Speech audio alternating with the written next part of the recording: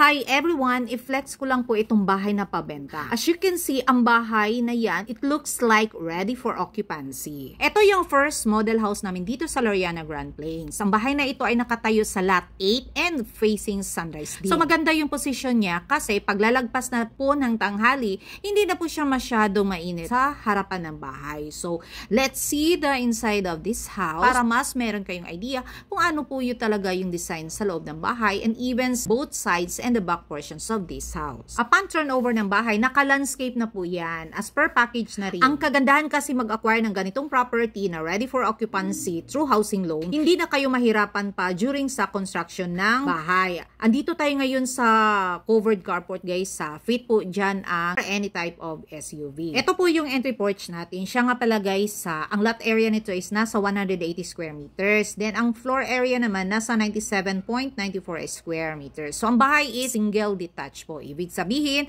ang bahay nakatayo po siya mismo sa gitna ng lote. Ayan po ang design ng ating ceiling dito sa living area. Dito sa living area din, naka-ready na rin po ang mga outlets ng ating telephones or cable for internet. So dito naman na area ang ating dining and kitchen. As you can see po guys, hindi nyo po makita yung sa kitchen natin. Hindi pa po siya na-install, especially yung mga built-in cabinets natin and hanging cabinets. So ayan po ang ating view ng ating dining area. Medyo high ceiling po dito sa may dining area. So i-check na naman natin yung mga rooms and the bathrooms. Siya nga pala guys, ang design ng mga lights dito sa ceiling is all pin lights po yan siya. So dito tayo sa bedroom number 1. So sa bedroom number 1, ang tapat niya door niyan is ang common toilet and bath po. Ayan po ang ating bedroom number 1. So sa bedroom number 1, kasali din po sa package ang built-in cabinets. So next natin i-view is ang common toilet and bath. So ayan po ang ating common toilet and bath. Kasali din po dito sa package guys sa ang hot and cold shower. Kasi dito banda sa may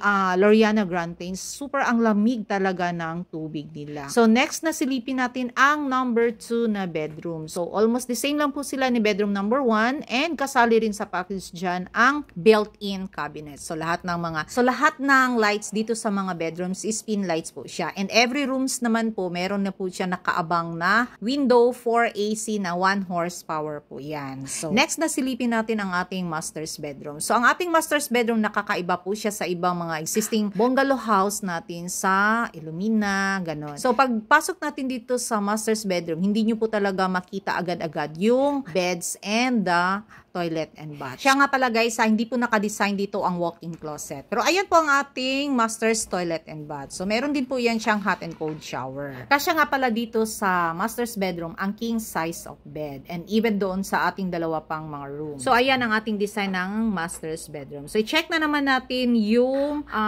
labas ng bahay. So siya nga pala guys, ang package nito nasa 9.8 million po siya. Ilagay ko po sa description yung details ng bahay. And since pwede ito i-apply through bank financing, so pwede ito siya loanable up to 90%, but subject for bank approval po yan. So if that's so possible, nasa 10% lang po ang ating down payment soon, which is payable naman po siya up to 8 months. So very pocket friendly naman po yung ating financing and even sa offer ng developer dito. Pero may options din po kayo guys. Pwede naman po kayo mag-down more than 10% para mas maliit po ang ating loanable amount. Gayunpaman, mas maliit din ang ating monthly amortization. So ayan po ang ating laundry area. Dito sa back portions guys, pwede po kayo mag-add ng canopy kung ayaw nyo po talaga mainitan masyado. So yung nakita nyo pong tank, kakasali po yan siya sa package, which is nasa mga 1,500 liters po ang tubig na ang capacity niyan. Dito sa southbound, sa Laureana Grand Plains na po ang pinakamura